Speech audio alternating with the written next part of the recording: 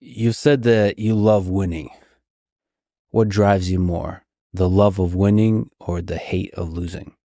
Maybe equally, maybe both. I don't like losing, and I do like winning.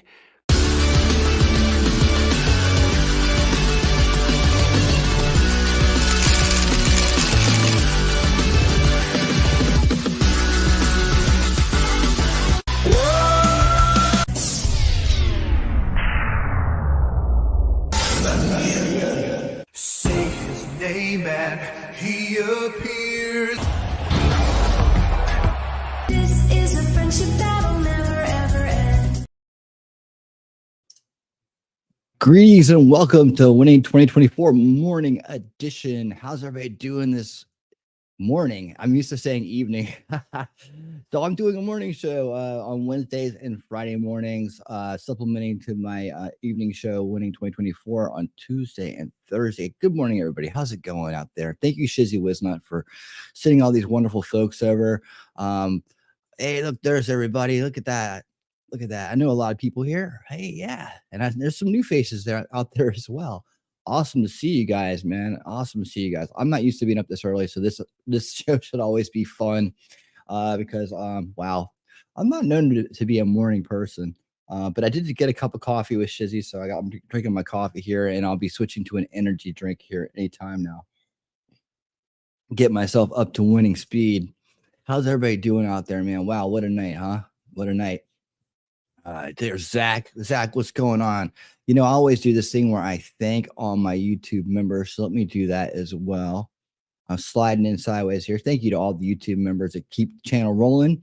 And thank you also to Shelly and Wolfram who support me over on Rumble. I am broadcasting, of course, on Rumble X and YouTube, and that's what I do every day.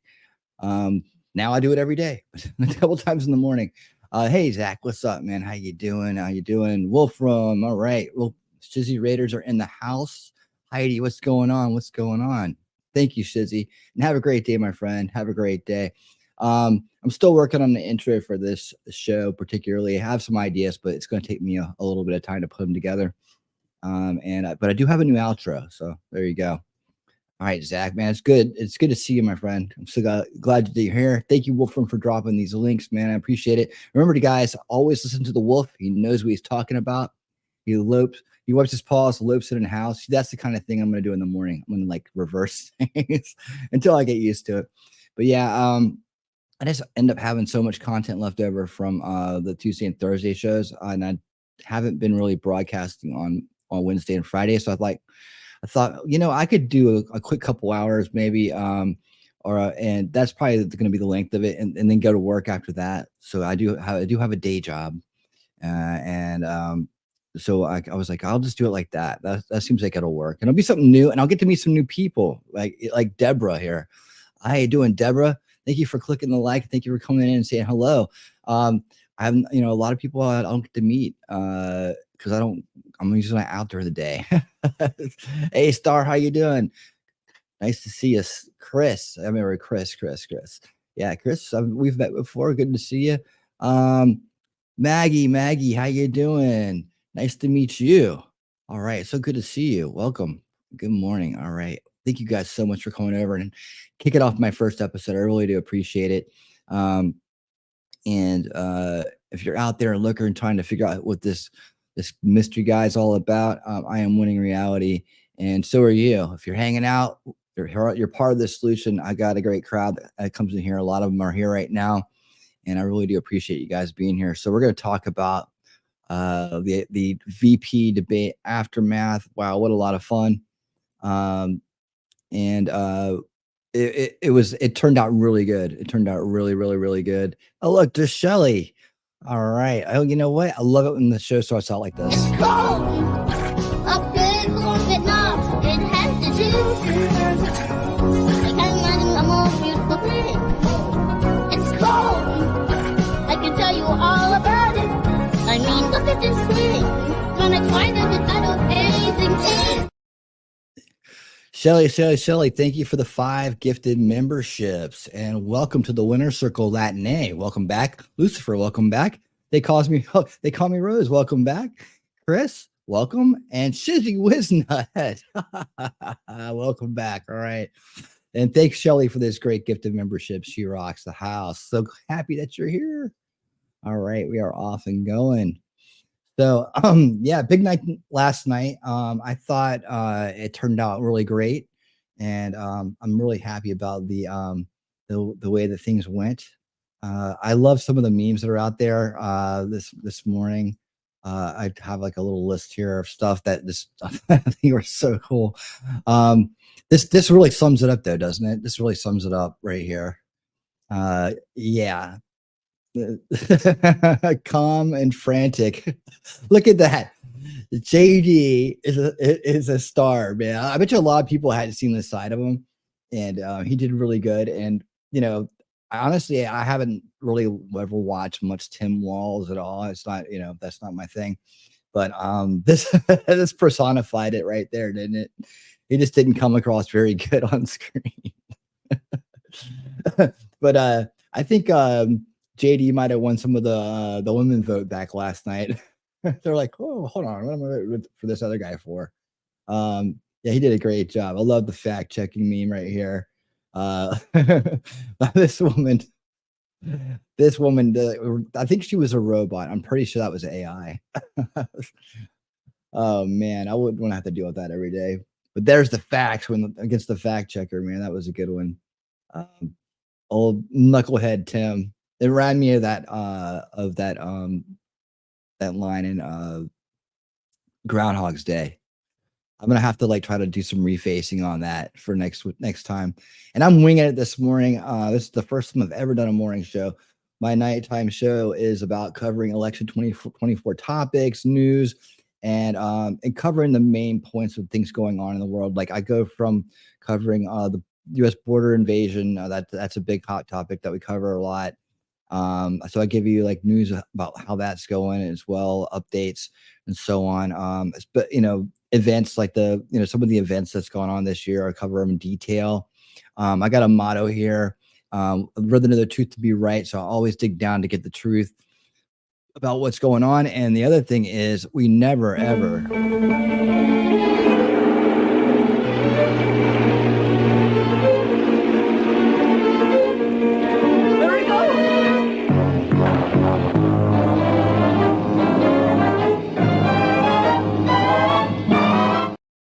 I've tried to do the best I can, but I've not been perfect. And I'm a knucklehead at times. Yeah, I tried to do the best I can. Like last night. Oh, wow. Oh, man. Thank you so much for being here. My nickname for Walz is Humpty Dumpty. That's a good one. That's a really good one. I like that. He had a great fall. Look, there it is. There it is. Stud VP. Now, see, we were talking about in 2020 was a real bummer, right? We've been talking about how, forever about, how we got robbed, how it wasn't fair, how they shut down and just, they kept counting until they got the numbers they wanted to. And they had some shenanigans going on there. But we've been talking about how it's a kind of a blessing in disguise, right? Look at our VP replacement right here. We went from Mike Pence, right, to JD Vance. What an upgrade right there. Complete upgrade. And of course, last night, Tim Walz slipped up big time and said he makes friends with school shooters. Well, you certainly, your side certainly does influence them with the toxic culture. And man, I was so proud of JD when he came out and called that out, because ask anybody that was watching on my side over here. I was like, they always skip about the kids, what drives them to this point. And that's what my it sucks that the actions spill out in this violent way. But in a world of subversion, it's just a matter of time until a loose cannon fires.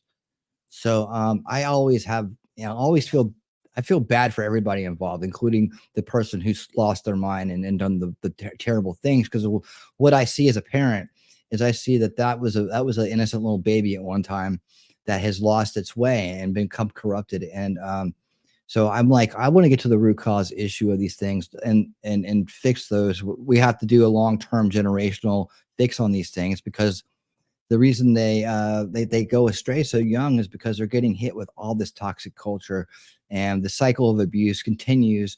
And then by the time they get to the age where they can do harm, they're already broken in a lot of ways. And people like Tim Walz want to blame the guns, right? When they should be looking at what drove that innocent little baby to grow up to be a harmful person in this world, you know, and what drove their parents to do the same. Yeah, man, it's really bad. You know what we talk about here, and I know a lot of people bring up MK Ultra, and that was an experiment that went on in the 50s and 60s that involved LSD and a lot of things, and you can see the remnants of it today, and like dropout kind of hippie culture and whatnot. I think they kind of advanced that. I think we have MK Ultra optimized, right? Our legacy is what I call it, where they learn from that they can just box people into a narrative, right, and keep them in that narrative, especially with technology going, you know, as far as it's going these days. Box them into that narrative, and then play upon that, like keep feeding them triggering images and words. It's just done on a mass scale. And like I said, I think they've learned that they can really keep their hands clean and still find that quote unquote Manchurian candidate, if you will, or that that one in the crowd that's going to react right to the mind control. And I do call it mind control. I call it information-based mind control. And what they do is they just blanket blast it, right? And anybody inside what we call the establishment narrative around here is under that influence, right? That's why you can't really talk to these people that much. But anyways, they and then they just wait for the loose cannon to fire, and they act on their own. So they don't have to ever get them in a dark room and feed them acid and show them flashy images and all that stuff. They can wipe their hands clean and just say, hey, you know what? The best candidate's going to show up and go off when we want, you know, whenever it's right. And that's what happens. And then you have things like when they open up the possibilities. But check out this one. Eric Holder, I'm vetting Kamala's VP pick. Who do you want? Walz is my man. You got it. Look at this picture. Oh my goodness, man. Oh my goodness. Actually, if you're into this topic, Maggie, I did a stream on this, and I'm pretty sure Shizzy was on that stream with me. Actually, I was looking at it the other night, and I think that we did it together. It's called MK Ultra Legacy, and it's out there in my playlist. I've been doing content for 2 years now, and I have lots of playlists on YouTube and Rumble. And then this one is on, I think you can watch it on YouTube all the way through. You know, a lot of times I would just jump off if I was getting harassed by YouTube too much. But yeah, MK Ultra Legacy, it's under the Unveiling Reality playlist. That's a show I usually do on Wednesdays. And it's kind of on hiatus now because there's so much election news that I'm going over, and there's so much stuff to cover that those shows are very specific to topics. And I've walked people down. Let me show you this since I'm just meeting you. And I haven't pulled this up in a while, but I love showing this to new people because they can kind of really get an idea where I'm coming from. Let me see. I won't leave. And for the crowd that usually comes here, I won't go over this for too long, but just let me show Maggie what's going on when I talk about this stuff. Oops, there we go. All right, to the Veils of Perception board really quick here. Okay, get rid of that. All right. So this is what I'm talking about here. These veils of perception, they follow the lines of subversion, mind control. That's why my content comes from this perspective, this filter, because this is what set me on my journey 20 years ago to figure this stuff out.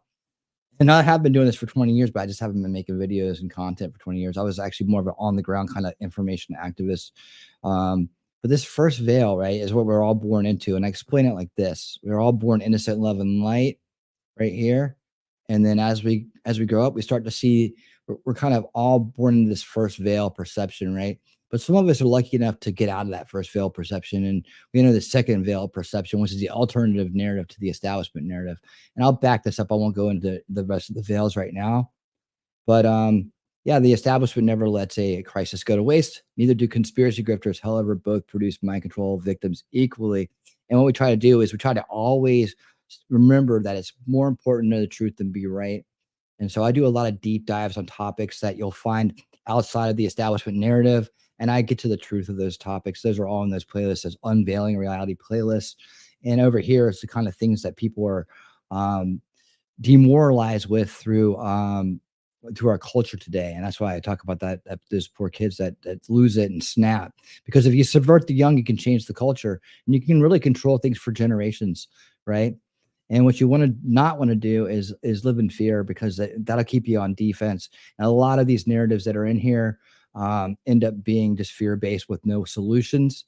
We're all about solution culture here.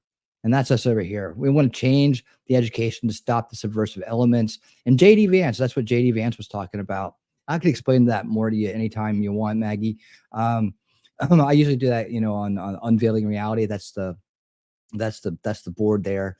That kind of is the basis for all of the research I've done for the last 20 years. And it's a culmination of a lot of time spent going through these topics. But yeah, you can check out that MK Ultra stream. I'm really curious. I'm pretty sure Shizzy is on that, or he's on one of my, like, it may be like the CIA stream I did. Like, I cover all these topics. So if you want a different take on it, kind of like a different take, but a really base approach take to, like, are these things told to us the right way in the second veil, the alternative narrative, or are we hearing it the right way from these people? Have they done their research? I go through it and kind of break it down like that. And like I said, I've been around this stuff for 20 years. I would say that 9/11 woke me up, but by 2004, I was on my way to starting to really dig into things more. I had started in probably after 9/11, but not quite after 9/11, maybe a couple of years after. But the event itself shook me loose. Let's see what this says right here. It's the science. All right. So yeah, there you go. Lots of good stuff out there. Great to meet everybody that's here. Hey, how you doing? Tori La Cariza, or is it Tony? It's help me out. Toy La Cariza. How did I do? Toy. Can I just call you Toy? Toy La. Red pill. This topic's red pill. Well, it depends on what you mean by red pill. I know that some of that's been are you on Discord? You're welcome to do it. But I'd say, yeah, definitely check out some of the stuff I have already done. Like, you're gonna find a lot of the topics you're probably interested in I've covered. And I do, I'll tell you right now, I do degrift conspiracy grifts. That's because I think that's an alternative to establishment grifts, right? Establishment mind control. And I believe that the abuse of information is a root cause issue. And I'm all about digging down to root causes. I'm a root cause analyst. Like, this is the way my mind works. This is the thing I was born with. And I've made a career because of that skill out of it. So I dig down to the root cause issues. I don't really jump the shark. I don't really buy into this hearsay or I have a way of analyzing information that says, how much am I asked to take on faith here? How much is actually presented as real proof or evidence? And I make a list of things. So I used to jump at things when I got out of the establishment narrative a little bit. And that's how I learned that, even though it's not coming from the establishment media, it still can be wrong. It still can be toxic and damaging. And I began to figure out that the COINTELPRO, right, what they figured out is that, once you're outside the establishment narrative, there's only a couple of things it can do to you, because they can't win you back. You can't never go back, right? Can you imagine yourself going back and watching the mainstream media and being like, yeah, I believe that. Yeah, I can't either. Yeah, so the only thing they can do is silence you and hate you. And so I think that a lot of these things that are out there are kind of like been placed out there to discredit us and make us look like crazy wackos, so that people won't leave the establishment narrative. They want to keep people in that narrative. And so when we go to talk to them about things that are important or just questions that we have, if it doesn't mesh well with the establishment narrative, they look at us all sideways and crazy.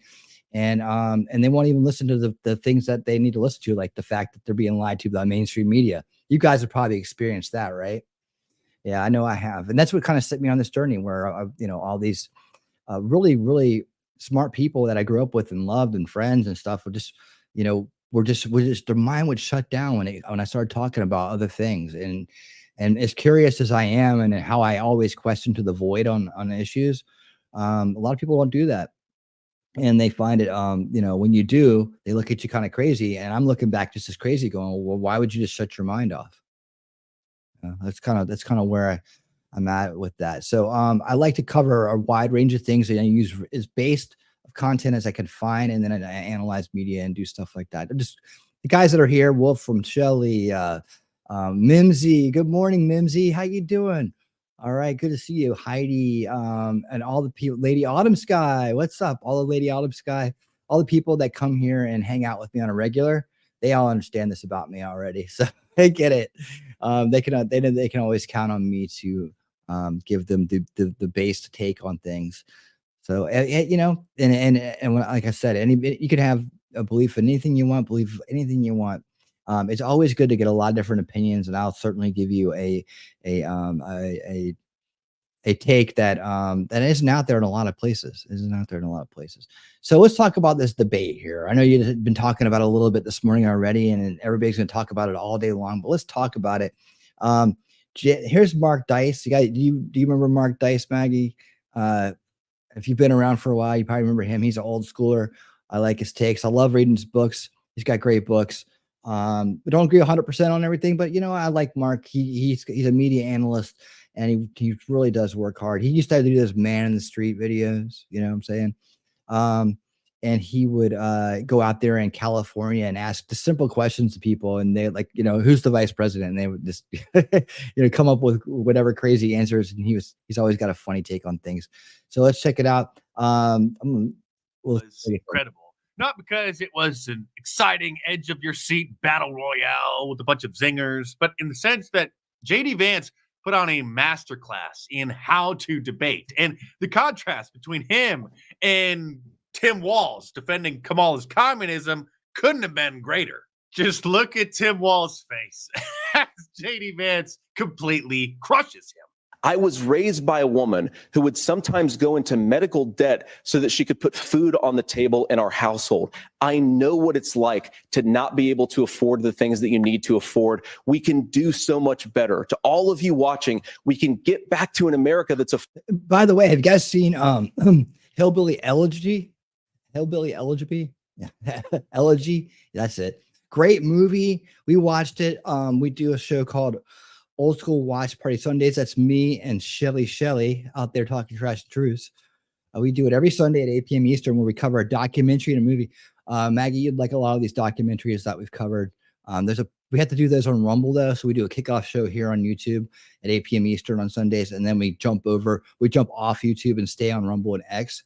So the playlist is over there. Documentaries and movie watch party is the main playlist, and then I have other segmented playlists for specials that we've done, like we did like drug trafficking, U.S. gangs. There's so many playlists over there. I love playlists. I'm a playlist addict, kind of. We watched Hillbilly Elegy one time. It's out there over there. If you don't want to watch it, you can watch. If you want to watch it without us, you can. It's on, I think, Netflix or something. But yeah, it's on there. I got a playlist for that. Yeah, it's documentaries and movie watch parties. And that was our big main feature because JD Vance had just gotten the nomination. We wanted to get to know him. So that movie actually is really cool. That's what he's referring to. He refers to a lot of his family stuff. Man, he's got the American Dream movie going on. He's like, he comes from poverty. His life could have gone sideways thanks to the love of his grandmother and his mind. And it came to him one day that he doesn't want to waste his life. He doesn't want to go down that road. He wants to be able to take care of his grandmother and do better. So he put his mind to it and became, now he's the vice president nominee. So, he's come quite a long ways. I was actually explaining that to my son last night. I was telling him about JD Vance and how he did. And I was like, he came from nothing. And I was like, my son is, I've known about the world and the dangers in the world since before he was born. So, I've managed to educate him and keep him out of harm's way with a lot of this stuff already. And, looking at what's happened to his generation, I'm like, you're going to have a distinct advantage in your generation because you haven't been affected by a lot of things these, kids in your generation have been affected by, and the generation before yours, because you got to deal with them too. And take advantage of that, man. Put your mind to it. Don't let people try to drag you down and drag you away and off the path. Stay in the light, walk the straight and narrow, and you could actually be president one day. Let's see. It's Magic. Okay. Sorry. I keep calling you Maggie. My bad. Magic Angel. Gotcha. Okay. I got you. Did you happen to see? Oh, he's 14. He's 14. 14 going on 40. It's so exciting. And it sucks because I have to warn him about the state of the world and how bad things are. And I'm pretty sure now that I'm saying it, I had some kind of dream last night about it where we were running away from like an oncoming demon swarm. I think it was kind of the best way I could describe it. And I remember knowing it's coming and telling him to grab his backpack and throw his favorite stuffed animals in it. And from like when he was a kid, so he was a little bit younger in this. He wasn't his age now. He was much younger in that dream. I'm having a recall moment right here. And that we were trying to climb out windows to get away from these things that were coming through the front door and running around to other places and, trying to warn people they were on the way and they were being obnoxious about it or not paying attention. And some people would, and we would, I think it happened twice. Like, I think the dream happened twice. Like it was two different versions of it, but I kind of remember, us kind of getting away and battling it out. Maybe it's like two different endings. I don't know. Thank you for that, Magic Angel. You're just help me recall my dream from last night. That's cool. I see my kids are grown. I'm still having to warn them about the dangers of the world. So I know what you mean. Yeah. What you don't want to do is you don't want to crush their hope for the future. And I find myself with my level of understanding of things, feeling like I'm maybe doing that sometimes. So I have to stop myself and roll it back and be like, no, you're still going to have a great life full of opportunity. That's what I get up and do these shows for every day. And that's what I've been trying to do your entire life. Like when I really got active was when he was born. So I was learning stuff, having conversations, but never dreaming of becoming, even thinking of becoming active. I found this great gentleman named Ron Paul that really opened my eyes to the deception in politics and the first veil, really. Some of my first early influences, the philosophy of liberty and what it should be. And in contrasting that against the neocon rhinos that were in control of the right, made me realize we were in a rigged game, and what am I going to do about that? And when you're single and no skin in the game and young, it's easy to kind of just, go along and hope something works out. Right. But once I had skin in the game, my whole attitude changed and I got active online. I was part of groups that went out there and not only promoted Ron Paul, but also protected patriots from grifts. There's a lot of groups out there we felt like that were trying to pull patriots into dark places and discredit them. So, as hard as it was to get people to realize that the Republicans that were in charge at the time weren't real Republicans, other things would make them be turned off from even listening to you at all. So, staying out of the deep, dark abysses of grifts that were out there. And that's what made me really start to realize about that there's, either COINTELPRO or something going on that could be agitated or edged towards making people discredit themselves. And in fact, this Sunday at 8 p.m. Eastern, I'm going to screw the name up. So let me get my notepad over here and make sure I pull up the,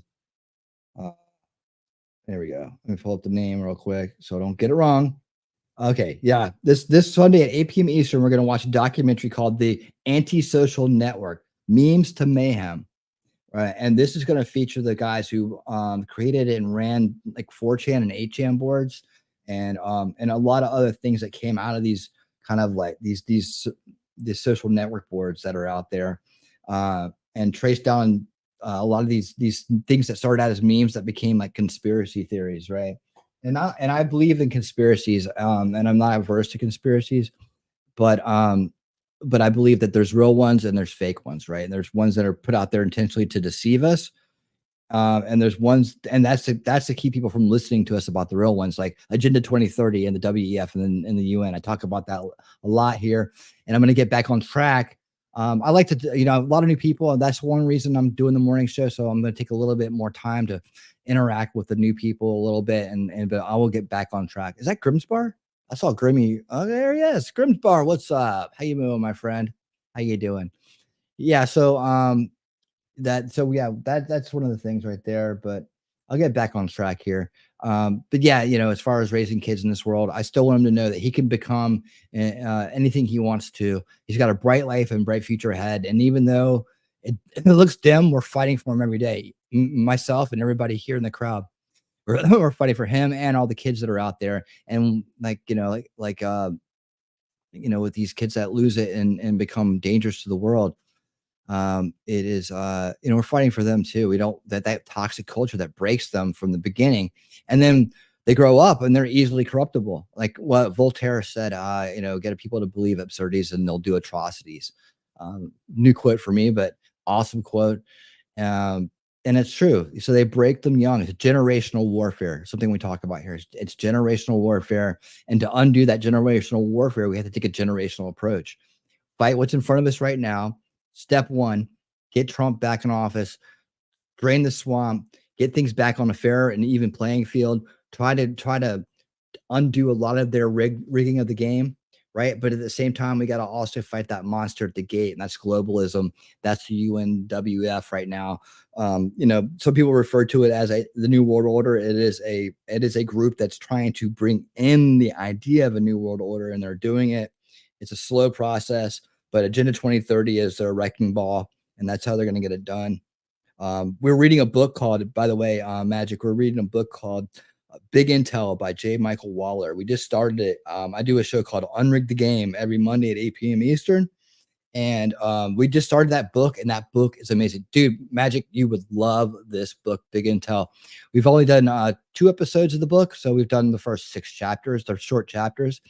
That playlist is over on Rumble as well. Let me put the Rumble links out because I'm sitting here talking about it, and I need to make sure people can find me over there, right? I'm on Rumble and X. Let me get all this stuff out there real quick. I usually put these links out by now. I'm gonna pin it in the chat for you, so hang tight. Coming right at you. But yeah, this book is amazing. It's one of my favorites. The first book we read, we've done 4 books now. The first book we read was Control Oligarchs by Seamus Bruner. There's a playlist for that. And then we read The Great Awakening by Alex Jones. And then we read Woke Inc. by Vivek Ramaswamy. And we just finished that one up. And we just started Big Intel by J. Michael Waller. And man, this is fast becoming one of my favorite books. It's so good. It talks about subversion, mind control. It's all about how the FBI and the CIA went from Cold War heroes. See, I'm fun in the morning, aren't I? To deep state villains. And so we're just getting into it.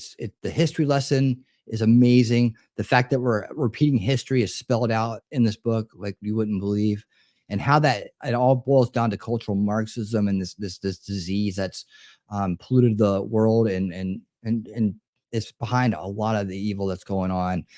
And then you have this cycle of corruption, cycle of abuse enables a cycle of corruption in people that enables a cycle of control for the global ownership class, which is what we call it here. And that's what it's about, magic. So it's fun. I get to re-explain things again to someone new. I like it. All right, so let's get back to this debate stuff. We'll talk more magic. Hang out with us, man. We'll have fun. I usually do night shows, so if you're around in the evenings, come hang out with us. I do this show Tuesday and Thursday nights at 8 p.m. Eastern. The Saturday night show is like kind of a fun laid-back show, 9 p.m. Eastern. Good news of the week and funny videos and cool videos and stuff like that. And then I told you about the Sunday and Monday shows. So and the Wednesday show that's on hiatus. So I think I got it all in. Yeah, you got it. Good to see you. Nice to meet you. All right, let's get back to this. Affordable again. We just got to get back to common sense economic Please, principles. are you going to come off? Please, you can't allow him to keep spewing these facts. And when the moderators broke their own rules after initially claiming that they weren't going to be fact-checking either of the candidates after the disastrous fallout over the presidential debate between Donald Trump and Kamala Harris, when it was obvious that it was 3 against 1 and they only fact-checked and only pushed back against Donald Trump. Right. Well, when they broke their rules, then JD Vance Set them straight. Thank you, Governor. And just to clarify for our viewers, Springfield, Ohio does have a large number of Haitian migrants who have legal status, temporary protected status. Well, Margaret, but thank you, Senator. We have so much. Yeah, that's how it's a form of legal status. They made it sound like they were actually like, you know, citizens in a way. I remember when I heard that, I was like, no, they're still here. They're still here under the same policies. Or, you know, they're still here. They're being brought here, just being flown in. They're like first class illegals. Much to get to. Margaret, I think it's important we're because going to turn out of the economy. Thank Margaret, you. the rules were.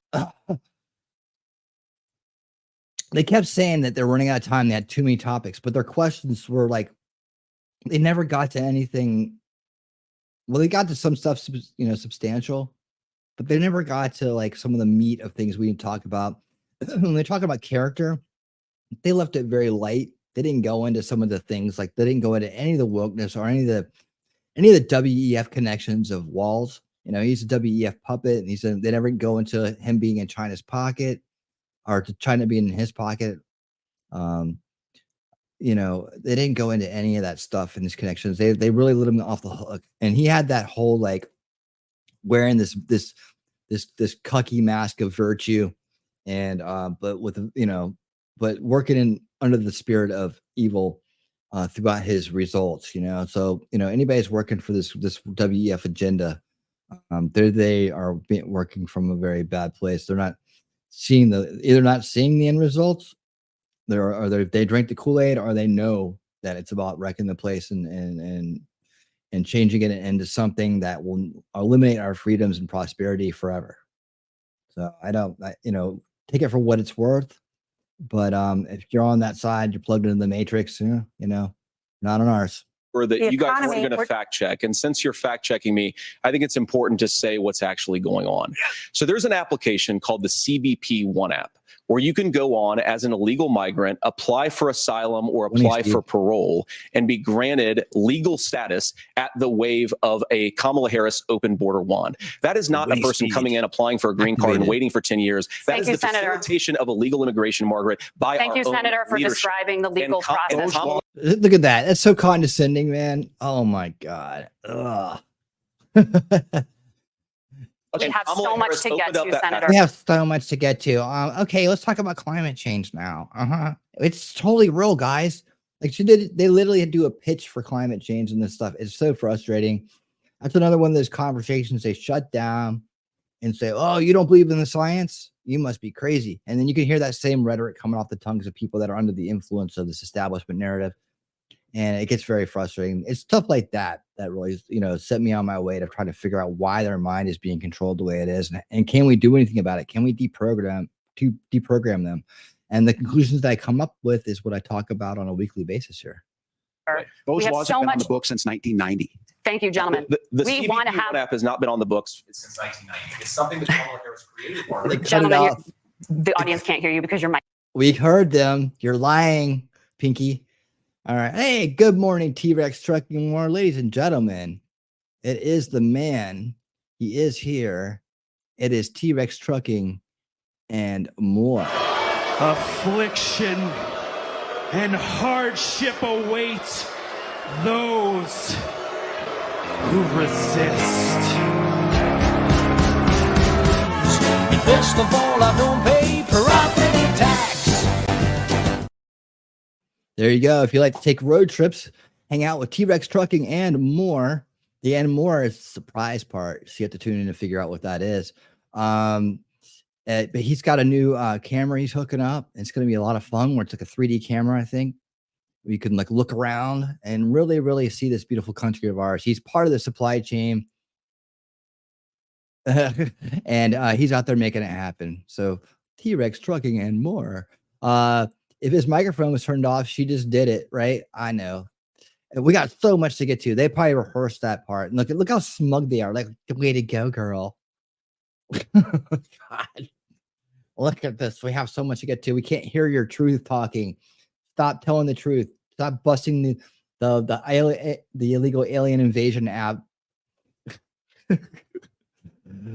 See, now I have 9 chinchillas, male goat named Carl, 2 female sister goats named Kara and Honey, and a potbelly pig named Miss Daisy. That's awesome. 9 chinchillas. Wow. I had a chinchilla for a little bit. I dated this girl in college that was a animal lover. Always wanted to get me animals. And so I don't know why we had a chinchilla. I don't know what happened. If it was did we get the chinchilla and then the chinchilla went back for a lizard? I don't know. I just know that I was too young to have pets like that.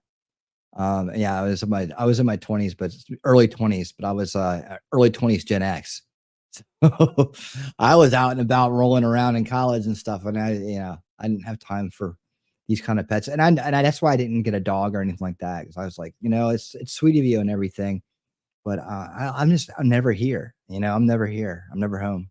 Oh, Chihuahua dogs. I saw it. Chinchilla.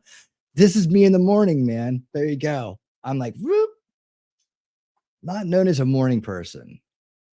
That's probably why I'm only doing 2 days a week. I was like, I'm missing shows. But I want to get out and meet people, new people. Herman the Tosser, how you doing? I think we've met before. How you doing, Herman? Good to see you again. If I haven't met you here on my stream, I met you somewhere else. I recognize the name. How's it going, man? How's it going? Thanks for coming by and saying hi and being here. The furry kids are just as much family as the 2-legged kids. Yep. Yeah. I got 3 cats. We got 3 cats. We love our cats. So, yep. I need some coffee. So yeah, let me get back to this here. Mics are cut. We have so much we want to get to. Thank you for explaining the legal process. Thank you for explaining the legal process. Is that legal process? Jesus. We have so much we want to get to.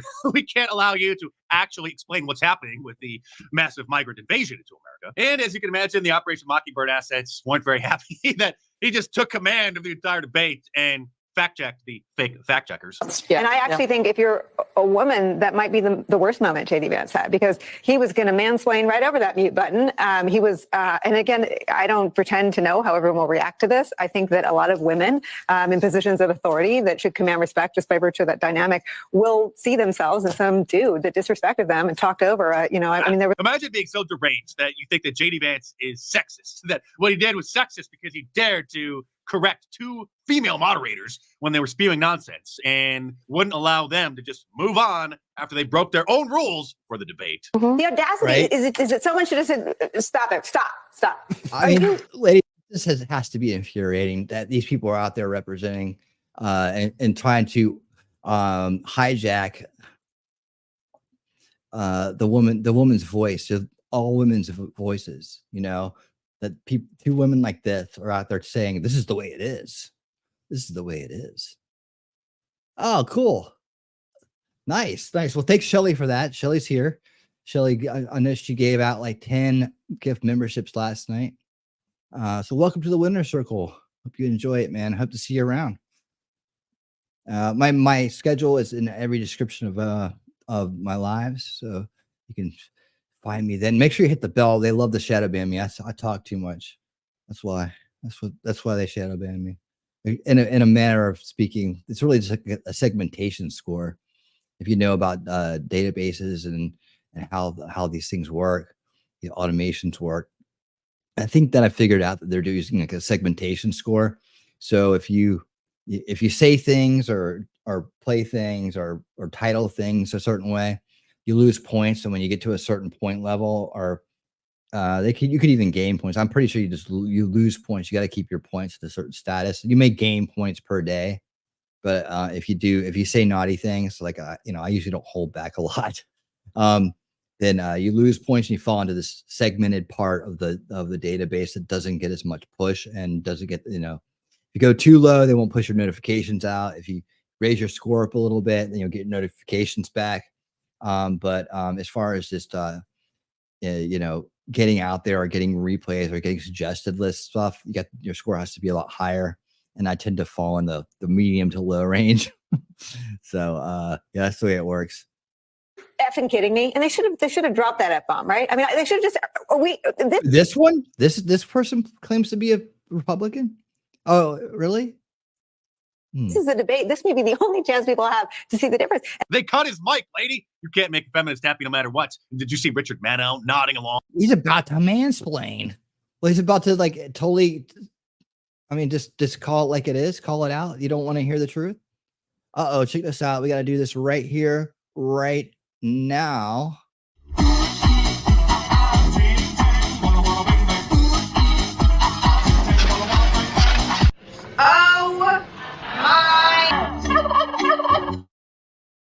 Oh my God, talking trash and truth with the $50 super chat. Thank you so much for a successful launch. Well, now it is actually.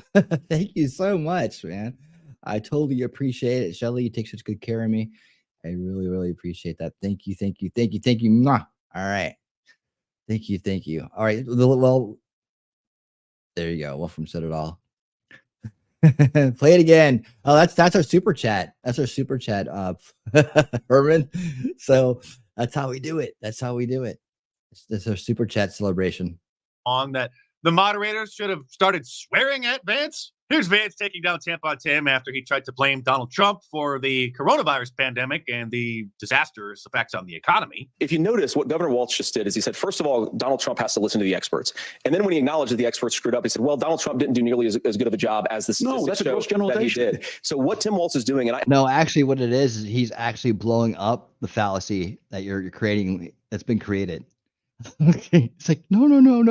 And I honestly, Tim, I think you got a tough job here because you've got to play whack-a-mole. You've got to pretend that Donald Trump didn't deliver rising take-home pay, which of course he did. You've got to pretend that Donald Trump didn't deliver lower inflation, which of course he did. And then you simultaneously got to defend Kamala Harris's atrocious economic record, which has made gas, groceries, and housing unaffordable for American citizens. Ouch! Even the Clown News Network is having a hard time spinning the outcome of this debate. I think there was a clear lack of preparation and execution here. I think actually it's the opposite. I think he had too much preparation. Maybe he had so many lines that he was clearly trying to say that he didn't listen and said when JD Vance said one of the many things he really hit Kamala Harris on, not Tim Walz, but Kamala Harris.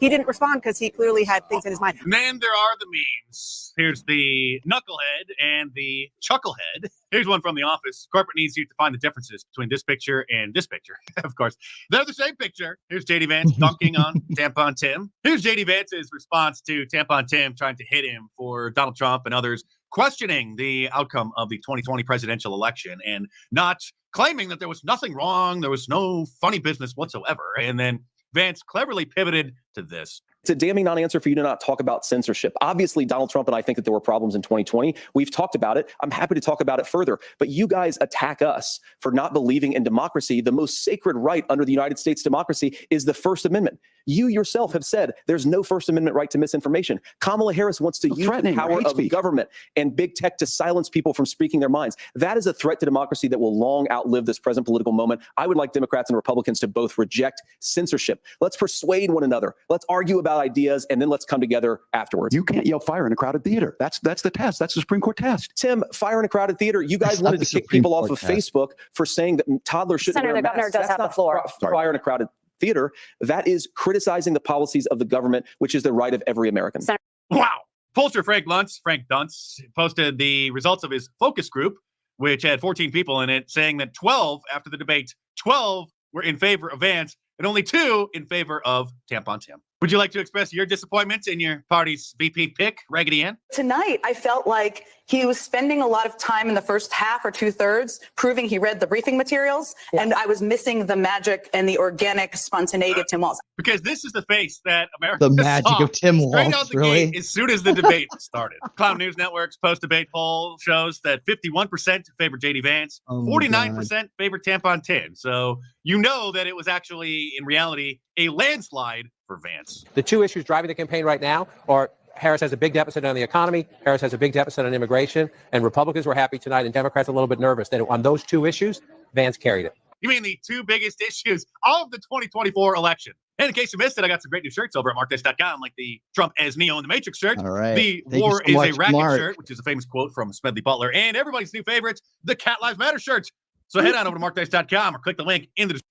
Thank you so much, Mark. How's it going out there, everybody?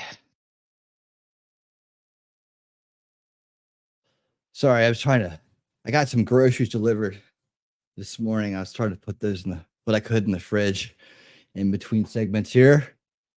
So yeah, man, a win for the JDs, for JD Vance and the good guy team. Let's go back out to the X, see what's happening here. Yep. Boy, the memes are gonna fly today, aren't they? Oh man. Oh man. What do you guys think out there? Cool. All right, what else we got going on here?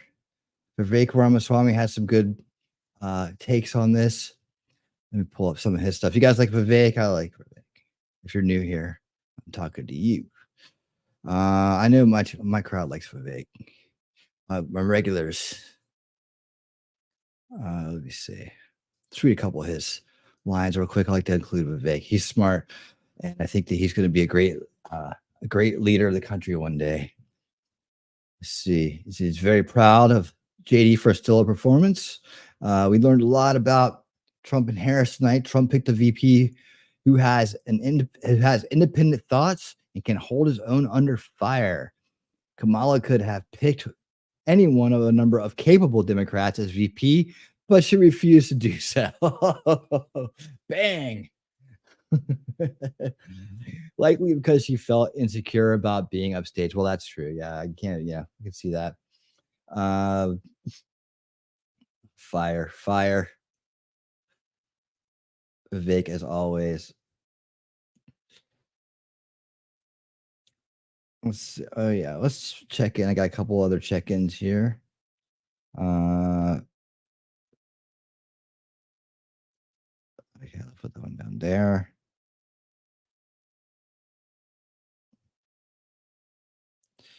All right, let's see.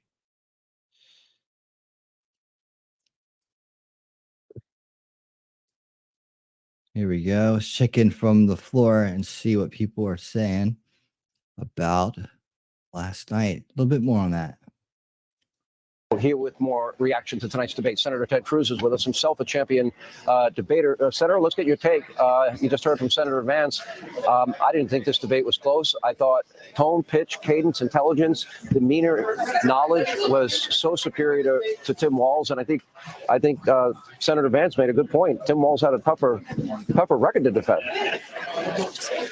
Well, Sean, tonight was a very good night. JD did an excellent job tonight. And I got to say, the winner of the debate tonight was Donald Trump. The loser of the debate tonight was Kamala Harris. You know, Kamala Harris is desperately trying to hide in Joe Biden's basement. She's trying to hide from her record. The best moments in the debate were when it focused on economics, when it focused on the economic disaster of Kamala Harris's record, how working men and women are paying more at the grocery store, at the pump, paying more every day. And also when it focused critically on the fact that she is the incumbent. You and I have talked about before how Kamala Harris's entire strategy is to pretend she's in an alternate reality where she's the change candidate and Donald J. Trump is the incumbent president. And I think tonight, JD did a very good job of contrasting Donald Trump's record to Kamala Harris's record. If we compare their records, whether it is on the border, under Donald Trump, the border was secure. Under Kamala Harris, it's the worst it's ever been on history. Whether it's the economy, under Donald Trump, we had booming prosperity. Under Kamala Harris, we have American people struggling and hurting. Or whether it was foreign policy, under Donald Trump, we had peace. And in fact, we saw peace breaking out in the Middle East.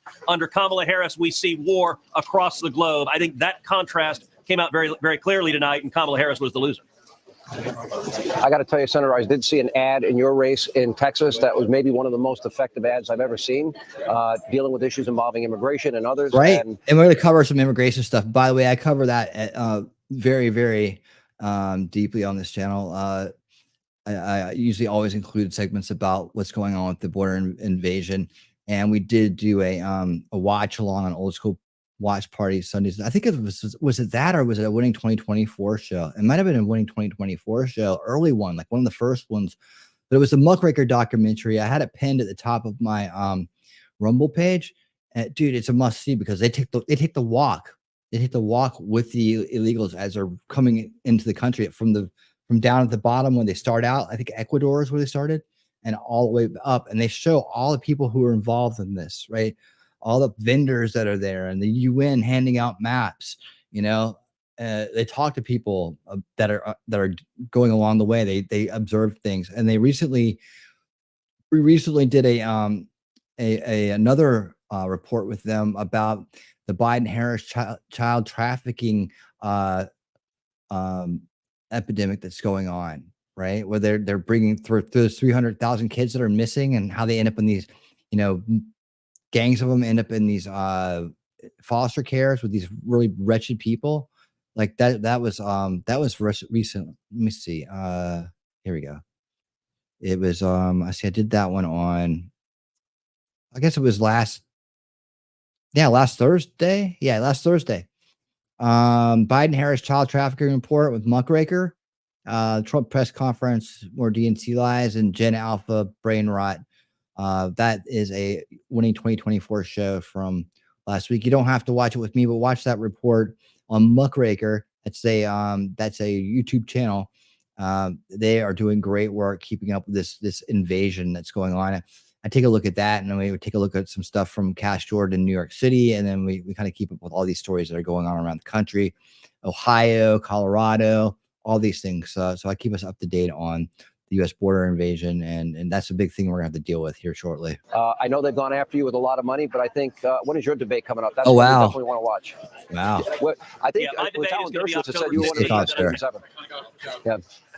You know, my debate's October 15th, and I'm running against a hard left Democrat, call it all red, just like Kamala Harris. Both of them are hiding in Biden's basement. Both of them are trying to run away from their radical left-wing record, and both of them are relying on hundreds of millions of dollars. As you know, Sean, Chuck Schumer is flooding millions of dollars into the state of Texas. George Soros is flooding millions of dollars. We're being massively outspent, and so I'm so... Soros and the mega donor class. Vivek Ramaswamy talks about it. We've known about it forever. How do these mega donors, how are they able to do this and subvert a country? That's another root cause issue we have to address here in the future. Step one, when in November. Step two, start tackling the corruption in this country, but also we only have 6 years till Agenda 2030 is supposed to be, you know, pretty much complete. You know, that's going to drop a huge hammer on it. These treaties they're signing. I covered the globalist stuff a lot because we don't talk about it enough. Like 3 debates and nobody brought up Agenda 2030 at all. Yeah, hey, you get to vote for him, don't you, Magic? You get to vote for Ted Cruz down there. I'm in Georgia. I voted for like Loudermilk and others like that. Loudermilk's doing a great job on debunking the J6 myths. We just had him on.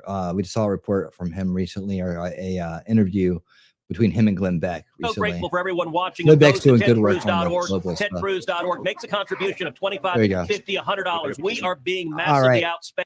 He's being what? He said he's being massively outspent, huh? I'll tell you, we've had now 2 polls in the last 2 weeks that show this as a 1-point race. And in fact, we've had 2 polls that show the Democrat winning because Chuck Schumer is spending so much money. It's why I need so many of your viewers to go to TedCruz.org right now and support us, because just like Kamala Harris is trying to do to Donald Trump, Colin Allred is trying to do the same thing to Texas and flip Texas blue, and Chuck Schumer and George Soros are paying. Okay, so that's a good point right there. I agree, Magic. He should be in jail, and they shouldn't be allowed to do this. Like that's something we got to address. These not only that, but what he's doing, trying to buy up all the radio stations, how he's putting money. He funnels money everywhere. All he does is spend money on trying to mess the place up. He's probably one of the biggest subverters in the world when it comes to subversion and cultural Marxism and trying to globalize the world, trying to collapse it into a new state of being. Let's put it that way. But Ted's making a good point here. This is why I make the argument, and I will make the argument for the next 4 years, I guess, are closer to 2028, that Vivek Ramaswamy should be the next guy to go for the anti-establishment. And the way I look at it around here, it's like this. You have people that are now realizing that, listen, this is not a left versus right thing anymore, okay? This is not a Democrat versus Republican thing anymore. This is establishment versus anti-establishment. And the key truth is this: Kamala Harris is the establishment. Kamala Harris is the ultimate DC insider. Kamala Harris is the swamp. Yes. So I take things from that paradigm. I don't go with the left-right paradigm. It's too easily, even though it's been corrected. Like I grew up in the age of the false left-right paradigm, where the neocon rhinos were in charge of the right, and it was like a big WWE match. And so at this point, I started realizing something. I started realizing that it's always been the establishment against the rest of us, right? It always has been, because the evil ones, the controllers, the psychopaths, the people that just won't leave you alone, right? That just want everything their way. They think they gotta tell you how to live, how to be. That's that corrupt establishment of power, man. And they're against everybody, including themselves. They don't even realize it. They're definitely against their base. They're definitely against us. But if you're awake, aware, and resisting, you're part of the anti-establishment, and then we're on the same side. That's the approach I take. That's why people like RFK Jr. and Tulsi Gabbard and others are starting to come over to our side, right? It's not that they're turning into Republicans per se, and it's not that even Donald Trump is a traditional kind of Republican, either, or Vivek or anybody. Got more of a libertarian kind of basis to them, but it's something that's new. But really, what it is, it's a resistance to the corruption. It's a resistance to the destruction of our country and our Constitution and our Bill of Rights. It's a philosophy that's anti the corrupt establishment of power that's currently there. So that brings us all together. And I think once you get rid of the labels of left and right and Republican and Democrat, and you see it that way, it makes it easier for people to walk away from that Democrat mind control, liberal mind control they kind of were brought up in, thinking like, oh, well, I don't want to be like a Republican because they support the rich and they don't have a heart, and they want to thump a Bible at you, and they want to tell you that you can't dance and have any fun, that kind of stuff. And it kind of erases the stigmas, and it makes people realize, we're really in a battle against corruption, against the things that harm them every day. So that's the way I see it. That's the paradigm I operate under. But back to my point, the reason why I think that at least at this point in history, why I think that I like JD Vance, right? And you usually tend to think of the vice president as the next up, like the next president up, right? Like we kind of grew up with that idea too, right? That the vice president, at least seems like the Republican side, but the vice president would get the next nod to go up to president. It's kind of like a training stage, right? A little bit. A lot of people may think JD Vance would, make a great president, and maybe he will one day. But this is the problem I don't want him running into. Is the problem that Ted Cruz has right here. I need money to fight George Soros and Chuck Schumer, right? I don't have enough funding. This is the problem that Ron Paul ran into. That I had that on my show. On my X page. Soros has done this for decades in many countries. Every country he's done this and has had a major economic run. Look what happened in India. Yes, he was involved in their collapse. Absolutely. Hey, Suzanne, how you doing? There she is. How you doing? Good morning to you. All right, I'll check it out. I'll gladly look at anything and give you my take on it. And like I feel like I've been to the bottom of a lot of rabbit holes, but yeah, if you got some more stuff for me, I'm always open to looking at new things for sure. Sometimes they you get a show out of it too. I'll come in and be like, wow, this is great stuff. I want to talk about it. We got to cut off this major donor clause. But yeah, this is the problem. Vivek is financially independent from he could run his own campaign like Donald Trump and not have to be worried about being outspent by people. Now Soros is a formidable opponent, but you got to understand that Donald Trump will probably be helping the next, as long as he's around, and the Trump family in general will probably be helping out MAGA candidates, right? But Vivek he could do it himself. He doesn't need that much help. Not to mention he's smart, he's young, and you just can't, man. Nobody's gonna win an argument against him, right? A debate against him.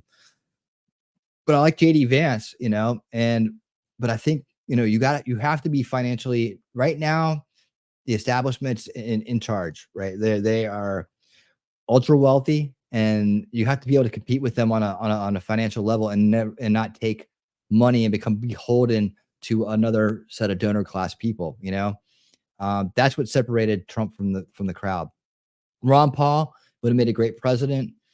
He should have gotten the nomination. He couldn't compete financially. All we could do is try to raise money at the grassroots level with him, and so he couldn't compete financially, and that hurt him. You know, he couldn't afford to do all the things that Trump could do and compete with these guys on that level. And right now, until we squash this establishment, we're going to have to be able to compete with them on that level. There's so much influence, right?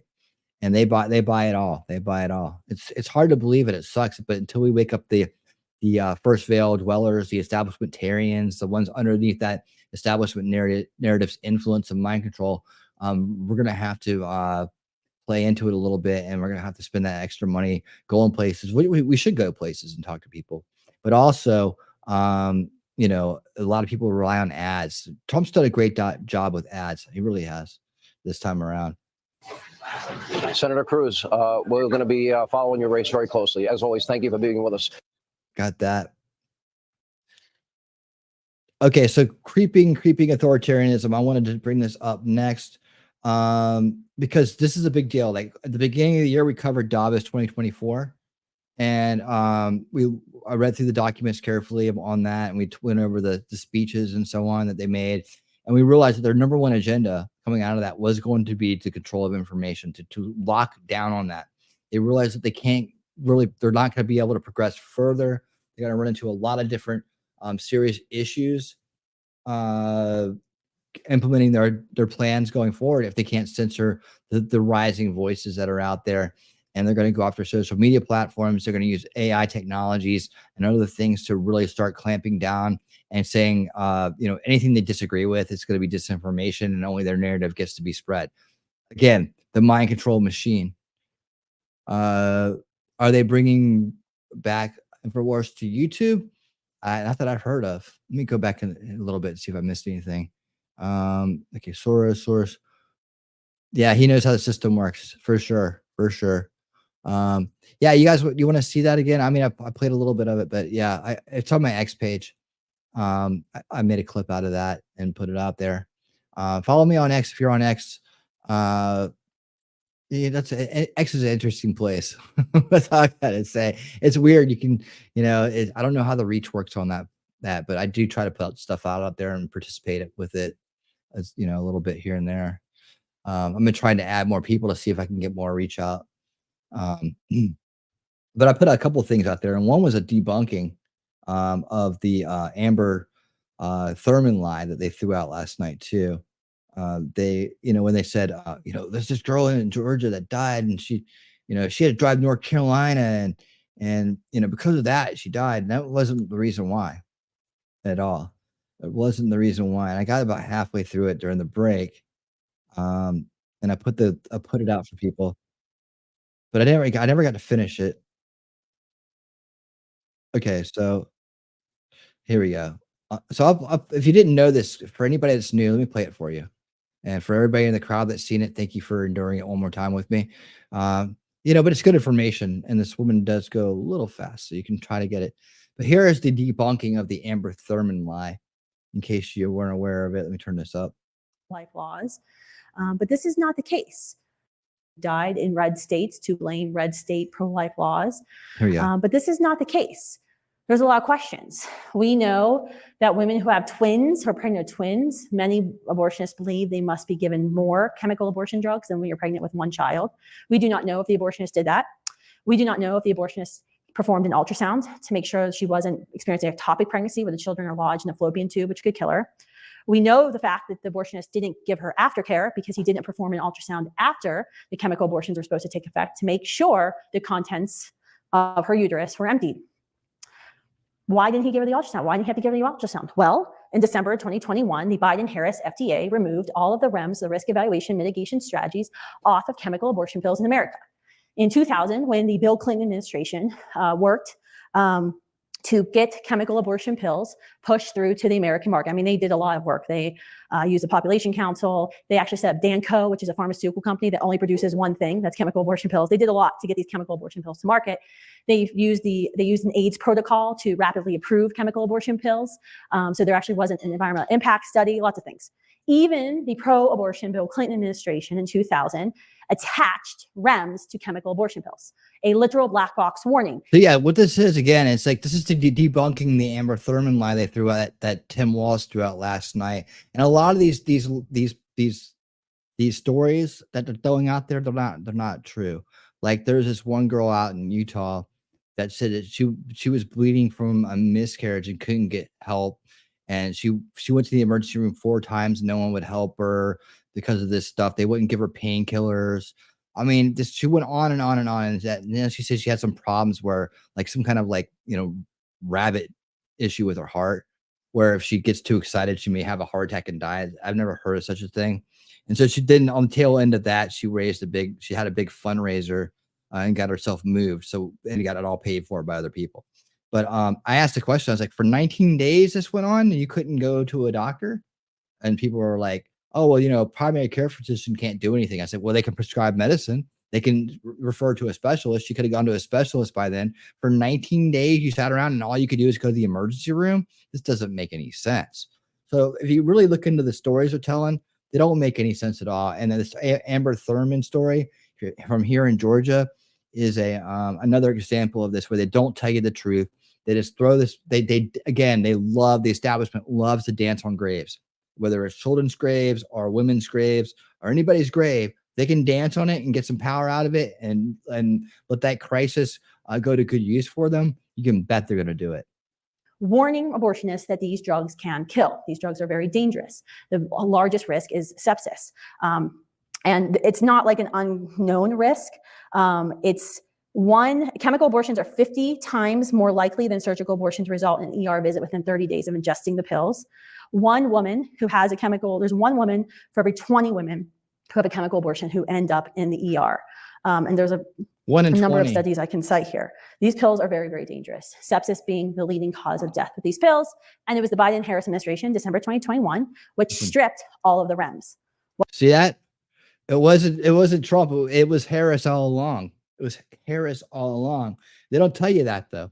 And their parents and their useful idiots, they just repeat the line. So if you want to watch more about that, I will throw the link in the description here. It's called let's see, bro. Actually, it's on my X page too, but I'll throw it out here for you guys. Because I want to get to the next thing. I'm trying to learn how to go a little bit quicker and be a little bit. This is a work in progress, the morning show. And the evening show, I go for 2 to 3 hours, but morning show, I'm really trying to keep it to a certain pace because you're always trying to improve, and or try new things and all that stuff. So that's what it's about. So I'll try not to go all the way through these pieces, and I'll try to find more succinct pieces to talk about. And it's just, got to branch out, got to learn new things.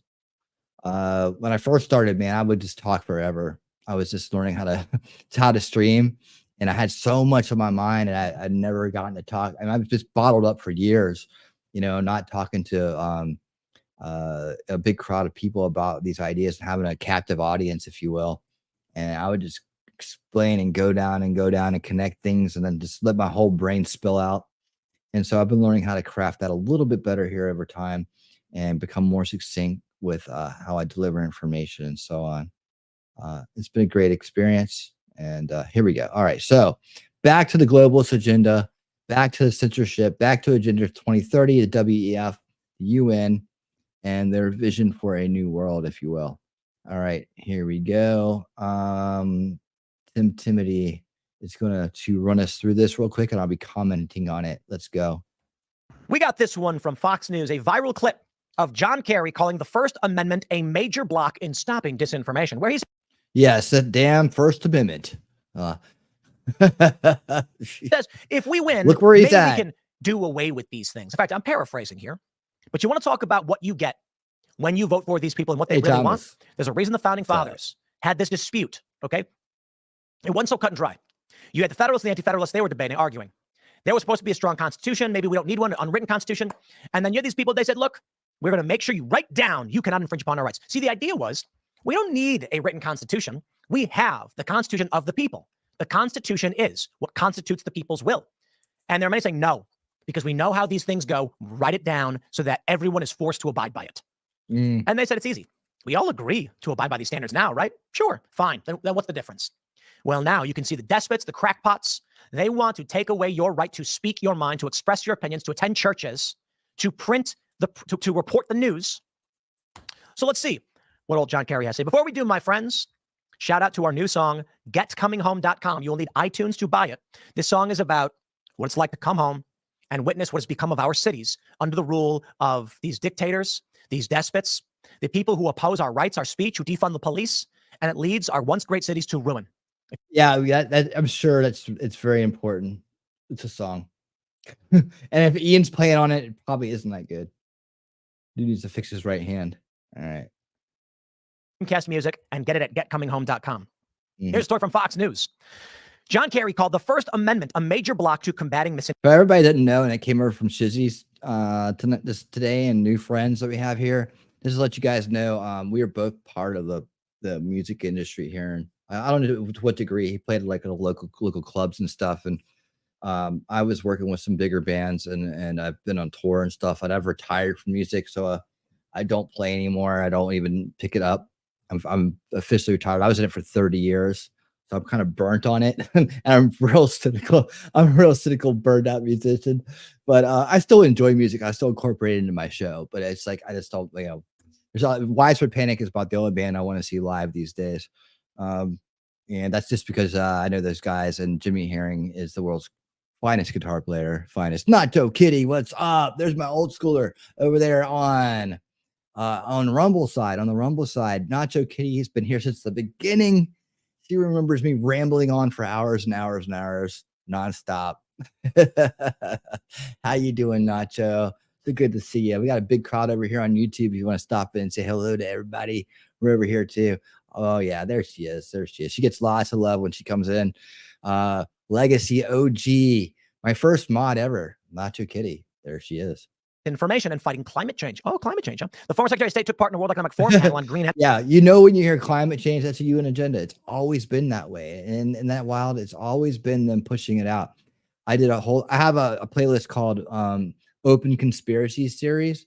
And that's a lot of episodes of Unveiling Reality, where I go down specifically and talk about the open conspiracy that is what the UN and WEF are doing. I go back to the beginning, 1992 World Conference in Brazil, where they came up with this Earth Day. They came up with this whole way they're going to take over the world, right? It came out of that. It became Agenda 21, which we screamed and yelled about for decades, and nobody listened. They all thought we were crazy. That was then morphed into Agenda 2030. Some of the, it was optimized, I believe.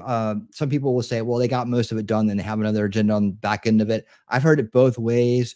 I'd like to think that we made some ground because technology came around and more people started learning about it, that we were able to, get enough pushback to maybe delay it a little bit. It could be that it was just complete and they went on to the next one. But if you look at it, they're very similar. Agenda 21 to Agenda 2030, very much optimized version out there now. And the thing about it is, if people don't believe you when you tell them about Agenda 2030, just tell them to go to the WEF's website. It's right there. They print it out for you. It's like you can click on each one of the items, right, and drill down on it and be like, what do you think the result of this is going to end up being, right? And they pretty much lead you down the rabbit hole on their own because they're not scared. They're like, we're going to do this whether you like it or not.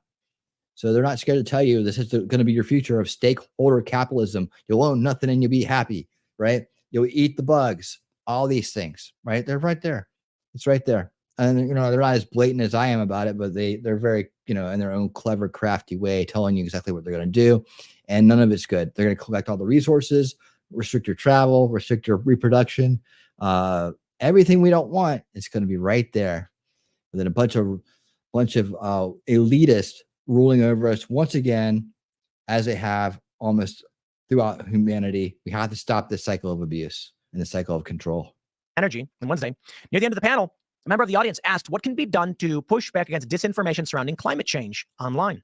Well, my friend. Well, let's have an open debate about it. Like, when's they're like, it's decided. The science is decided. That's when you know that it's fake.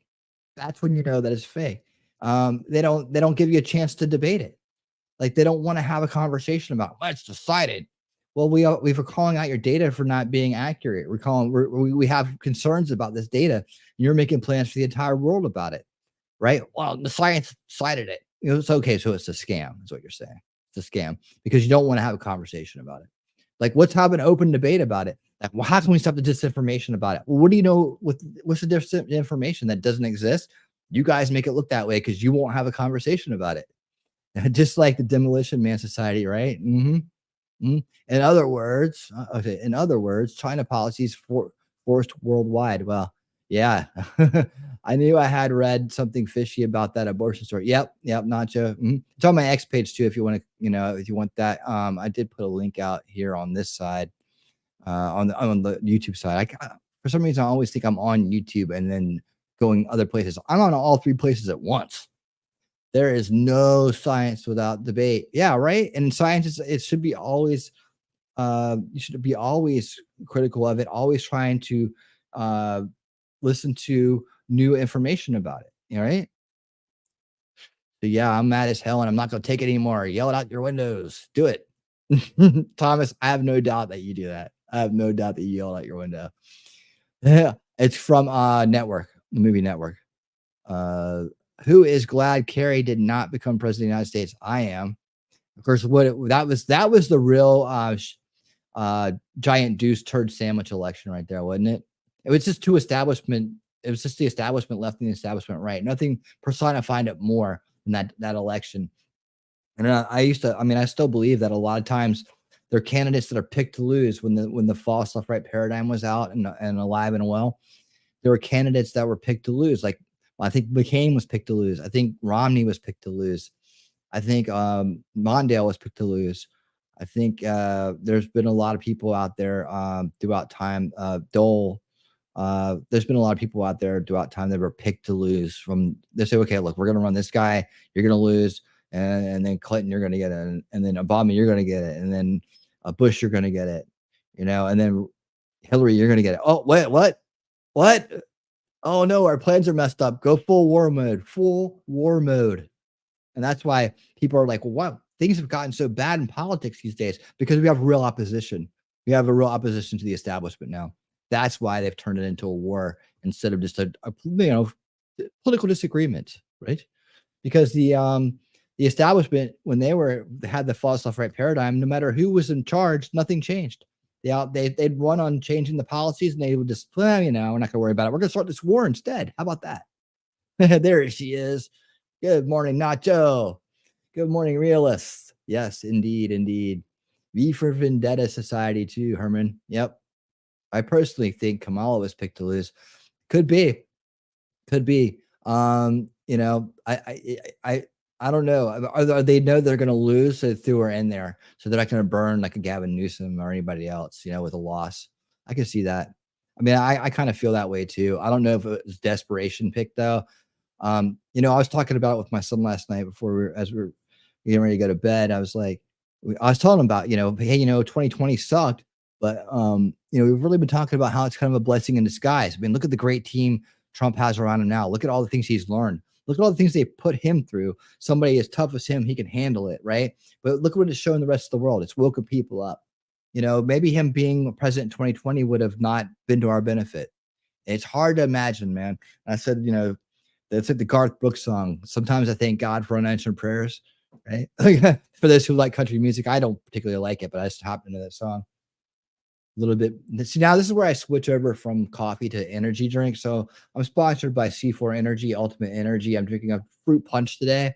I used to be sponsored by Body Armor Edge, and then they stopped making it. And if I ever get rich, I'm going to buy the recipes for the Body Armor Edge, and I'm going to put it out as a winning edge.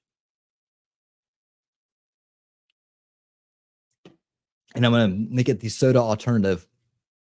And I'm going to do what body armor Edge didn't do and make it successful.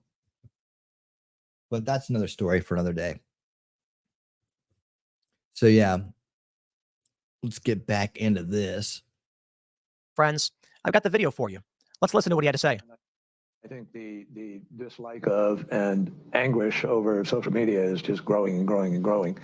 And it's part of our problem, particularly in democracies, in terms of building consensus around any issue. It's really hard to govern today. You can't, It's really hard to be authoritarians today. Us authoritarians have the darndest time. The referees we used to have to determine what's a fact and what isn't a fact are kind of, been eviscerated to a certain degree. And you mean the clamp down and the monopoly on information used to have? Yeah, I know. It sucks, doesn't it, Johnny? And people go and that people self-select where they go for their news or for their information. And then we can't have people making choices on their own. What the hell? Just get into a vicious cycle. So it's really, really hard, much harder to build consensus today than at any time in the 45, 50 years I've been involved in this. And there's a lot of discussion now about how you curb those entities in order to guarantee that you're going to have, some accountability on facts, et cetera. But look, if people go. Yeah. I can't have people you have some accountability there, man. You can't have people just coming out against the establishment narrative. They're costing us a lot of money and time here, pushing back on our bad ideas in our lives. But only one source, and the source they go to is sick and, has an agenda, and they're putting out disinformation. God, they project, don't they? They project. Evil inverts everything. They invert everything. Oh, jeez, man. Oh, geez. Our First Amendment stands as a major block to the ability to be able to just, hammer it out of existence. So what we need is to win the ground, win the right to govern by hopefully. What we need to do is win reality from people like this because they want to control it. Having, winning enough votes that you're free to be able to implement change. Wow. Now, obviously, there are some people in our country who are prepared to implement change in other ways. Wow. And that's they want to undo our plans, everybody. We got to stop them. Yeah, dude. The one thing about World Economic Forum and the Davos meetings and all these little things, they let it fly, man. They'll tell you exactly what they're going to do and say that's not a conspiracy, right? That's like the worst amongst us getting together and combining their wealth. The World Economic Forum has the third largest GDP in the world when you combine all of their assets. So their annual fees and membership fees from companies like Google and Microsoft. And the list goes on and on. If you've never gone to the World Economic Forum's website and looked around, I highly suggest you do it. It's very eye-opening. Very eye-opening. You will learn a ton about if you're looking for the head of the snake, if you're looking for who's coming for you, it's that website. Just go there. You'll find the private arm of what's coming for you right there. And if you want the public arm, you go to the UN. Public, private. That's how they're implementing their agenda. Straight through those sources right there. That's how they're doing it. So yeah, look no further. You don't have to go, try to find some dark, top of, pyramid somewhere out in the middle of, some Slavic country looking for, the head of the Illuminati or anything like that. The Illuminati is basically just a Hollywood cult now. It's adopted the name and they do a bunch of sick, weird kind of drug fueled things. But if you want the real monsters, you want the real people that are coming for you, look right here. This right here. World Economic Forum, United Nations. That's the global government, and that's global private industry, right? Globalist private industry, and they combine to form the creeping fascism in the world fascism, technocracy, right? And they're going to tell you that it's all good for you, and they got to do it for the planet. They're going to tell you that they got to do it to end poverty. They're going to tell you that they got to do it because of we're overpopulated, right? And we're all going to kill ourselves, and they're the altruistic elitists of the world, and it's their duty as the superior race of people. And I'm not talking white. I'm talking class, the superior class of people. right? Yeah, there you go. There it is, right there. It's their responsibility to tell us what to do, to dominate us, to implement these plans for control, right? Because if we left it up to us, we just destroy ourselves. So we should thank them, and we should get down on the ground and worship the people who see us as property, right? Like John Kerry and the World Economic Forum. Questioning really if democracy can survive unregulated social media. I think democracies are very challenged right now, and have not proven they can move fast enough or big enough. See, when people rule, and then he's trying to, that's the proper terminology for democracy, is rule of the people, like people in charge, like kings and dictators, right? He's criticizing right here. We don't move fast enough. You need more authoritarianism. You need your overlords or your blessed elitists to help you along the way. This is the real monster, people. You don't have to look any further. There's not going to be anything called the New World Order that's coming at you. The New World Order is an idea, and there's always people with different ideas about a New World Order. It always has been. It's just a terminology. So don't look for an army that says NWO on this shoulder or the helmet, right? There's no such thing as that. It's just an idea. But this is the people that are driving the idea. So when you hear, I want you to try to practice, when you hear the World New World Order, just think UN and WEF. I know a lot of people throw that term around, right? And I think that when you start looking for something like that, you're going to be lost, because you're not going to ever see it. But it's standing right in front of you right now. This is it. Enough to deal with the challenges that we are facing. And to me, that is part of what this race, this election is all about. Will we break the fever in the United States? They're saying the quiet part out loud. Right? Isn't he? That right, Tim? He is saying he is saying the quiet part out loud. But break the fever. See, they see us as a problem. They see the anti-establishment as a problem. Then we're in their way. That means we're winning. That means we're being effective. Yeah, they're really screwing things up. Yeah, the mega donors aren't going to be happy if they don't get this agenda in time. They're spending an awful lot of money. All these loud men, we would have got away with it. It wasn't for these lousy kids, Colin Wright says, no thanks. He responds, there's a very narrow way to interpret his statement as not a desire to overturn or disregard the First Amendment. But when his party has been routinely trying to censor Americans, I'm unwilling to bend over backwards to interpret his words charitably. I agree. Yes, what did he Thomas. literally say? The First Amendment stands as a major block to be able to just, hammer it out of existence. He's talking about disinformation. No, he's not. Mm-hmm. They use disinformation as a buzzword to claim a moral high ground on what is really narrative control. Yes. Well put, Tim. Well put. So what does he really want? We need to win. So what we need is to win the ground, win the right to govern by hopefully winning enough votes so that you're free to be able to implement change. Yeah. Like you haven't had that 12 out of the last 16 years. 12 out of the last 16 years, you've had that. Look at the state of the union. Look at the state of the world. Look at how things are. Look at what you're doing, what you're allowing. What they don't want is people pointing that out and waking people up to the fact of what they're doing, showing their results. They need to hide their results and keep you always looking at what they're going to do next. Right? Yeah, there you go. Yep. And that's just one little tiny fraction of it. One little tiny fraction. Change. The First Amendment is a major roadblock. What do you want to change about it? If you want to deal with words you don't like, narratives you don't like, because the First Amendment allows us to have those. You see what he's saying? They say it's dis and misinformation. That's the game they play, right? Yep. That's the game they play. If I come out and I correctly point out, say, like the Burisma scandal with Joe Biden, quote, you're not getting $1 billion. They say conspiracy theory. They play dirty games where they do this trick with fact checkers. They'll say something like, a video goes viral and it will be Joe Biden at the, I believe it was the CF, was it the Atlantic Council? I don't know. He's talking with some guys and he says, so I go to Ukraine, I tell him, if you don't fire the prosecutor, you're not getting $1 billion. That video is clear and anyone can watch it. Joe Biden engaging in a quid pro quo for personal gain. In my opinion, personal gain, but quid pro quo no less. He has no legal authority to do it. Now, I put that video up. It goes viral. I'm saying hypothetically. I post it. Many other people post it. How does the media deal with this disinformation, with this narrative? The fact checkers will say, did Joe Biden say, if you don't fire the prosecutor, you're not getting the $1 billion at a speech at the Council on Foreign Relations? False in big, bold letters. Then it'll give you a full page breaking down the accusations, the claim. These claims are not true. And at the bottom, it'll say, well, Joe Biden did say this. It was at the Atlantic Council, not Council on Foreign Relations. Actually, I can't remember exactly which one it was. Let me pull that up. Was it, it wasn't the Atlantic Council.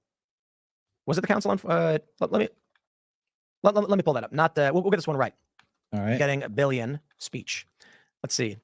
Yeah, you know, I'm still frustrated to this day, and it's been like a decade and a half of trying to have a conversation with them about the climate change, having a debate, open debate. There's been so many people that have come and gone and championed the cause. Let him look this up. Joe Biden forced Ukraine to fire prosecutor aid money, and according to the Wall Street Journal video.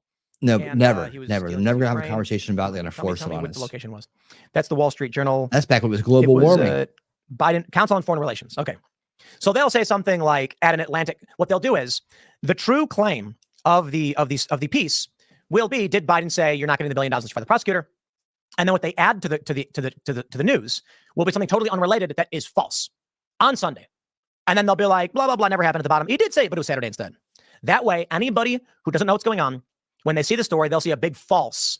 One of my favorites was NBC News' fact check. I'm going to pull this one up for you. NBC News 2016 acid wash. This is one of the greatest pieces of bunk garbage ever made. Ever made. And it's on NBC News X account still to this day. Here we go. This is what they call fact, right? NBC News, October 9th, 2016. Fact check. Trump says Clinton acid washed her email server. She did not. That's what they did. The claim. Trump says Clinton acid washed her server. Nope. The truth. Clinton's team used an app called BleachBit. She did not use a corrosive chemical. There you go, ladies and gentlemen. That's what John Kerry is talking about. You elect these people. This is the world they will bring you.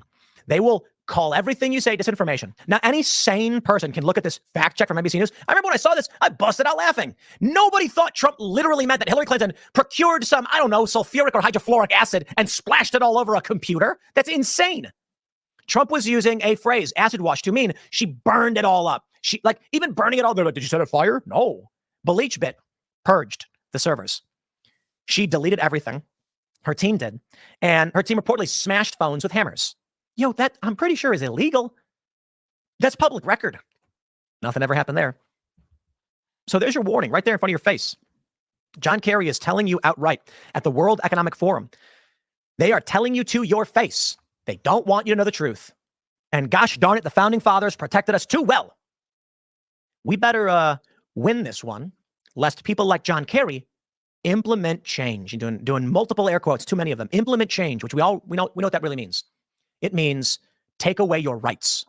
And they say Donald Trump is going to take your rights from you.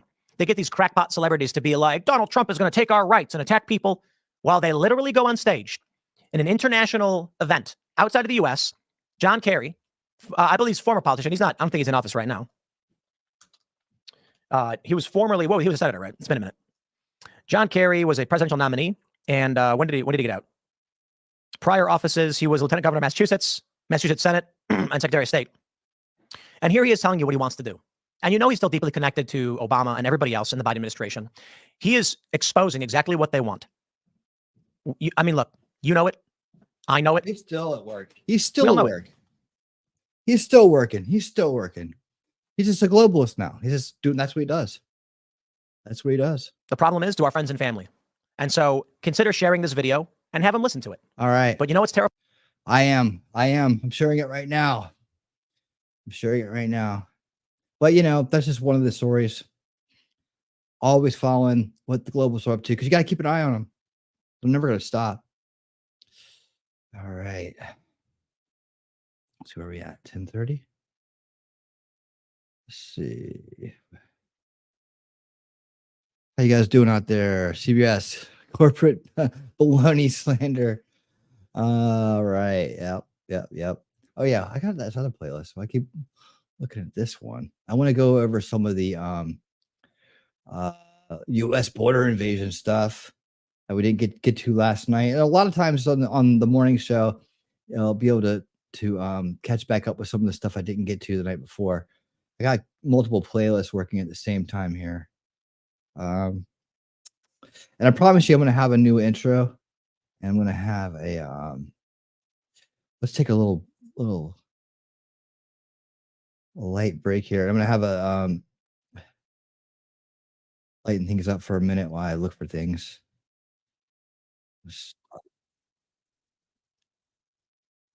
Oh, stop. There we go. Okay. All right. This is a great one. And I got a new outro for today, so.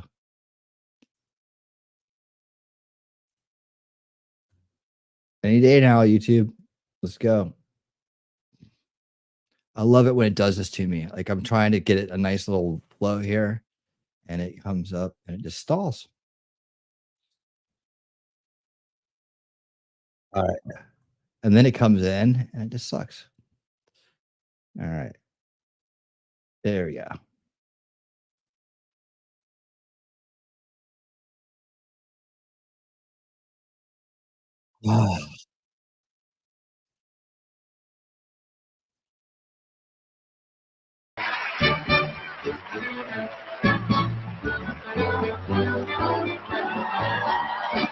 Green Acres is the place to be. Farm living is the life for me. Land spreading out so far and wide. Keep Manhattan, just give me that countryside. That is where I'd rather stay. I get a little bit smelly face. Just the door, penthouse view. Darling, I love you. Give me Park Avenue. The George. Just George. Cashier. Trump Tower. You are my wife. Goodbye, city lights. Green Acres.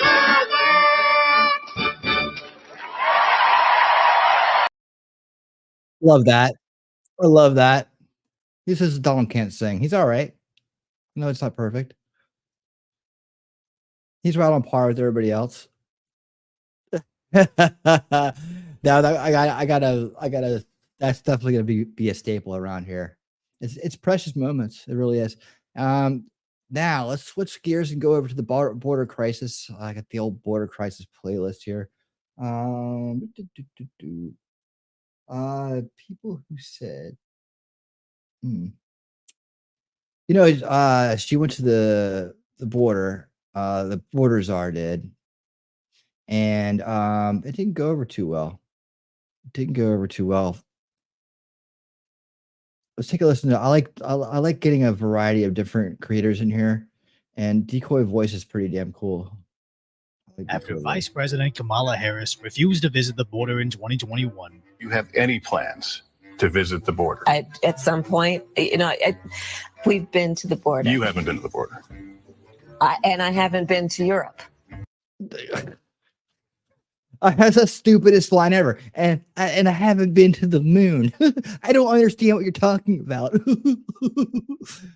And I don't understand the point that you're making. Biden's porous borders continued to spiral out of control, as even when the border states put up makeshift walls themselves, Biden ordered DHS to tear them down. But yeah, tell me, tell me that ain't trying to wreck the country right there. Look at that.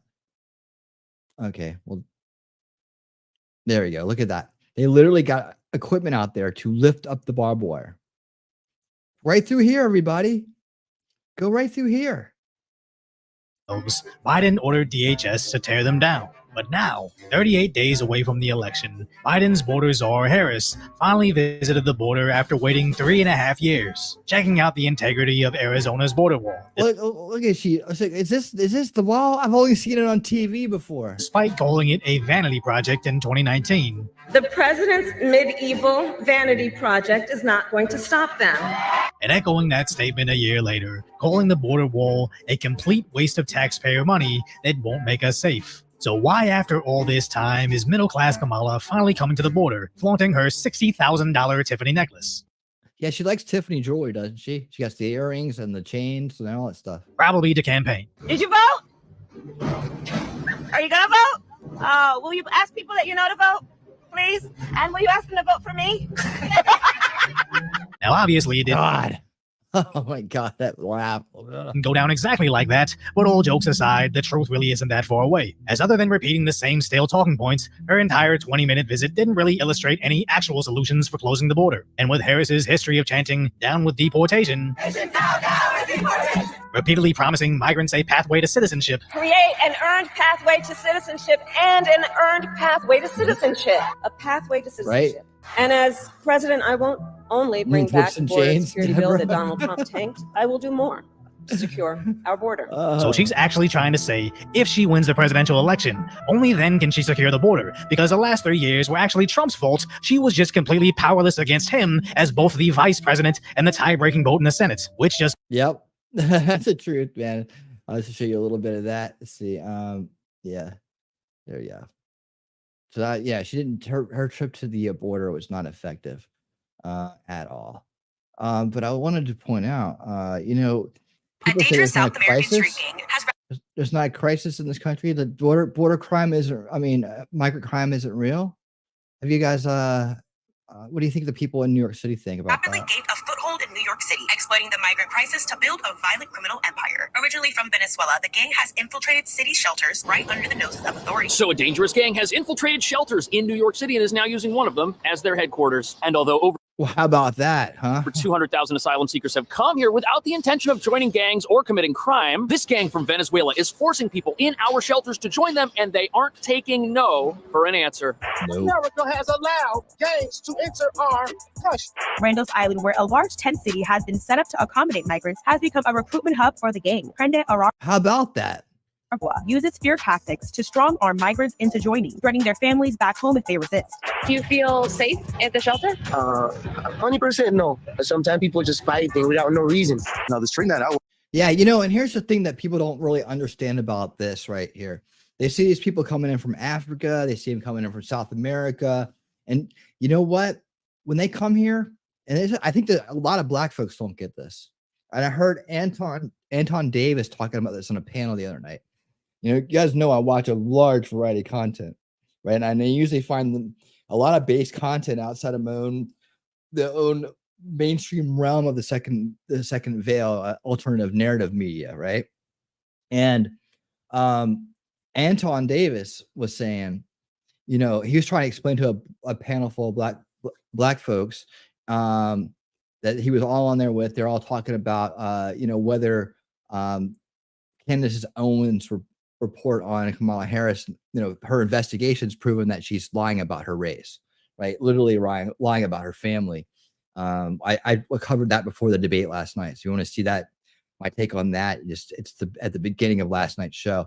And he's like, you guys don't understand. These people that are coming here from Africa and other places, they look at you like you're trash, like you're dirt. You're like, you know, they look at you like you're, he called them dusty and crusty and all kinds of words, right? He goes, but they look down at you like you're just like ruined. You're ruined. They don't want to integrate with you. They're here to take your jobs and replace you as Democrat voters, right? To take your money. They care less about you. They don't look at you like a fellow brother and a sister. So they look right past you. They look at you as a dirty, broken, half-breed American, you know? And that's what he was trying to get through to them. It's like, you think you're communing with your black brothers and sisters in Africa. They're coming over here being like, get the hell away from you, American piece of trash. They're here to take what you got. That's what he's trying to explain to them. And that's the same thing with the other people that are coming here, the Latin gangs and everything.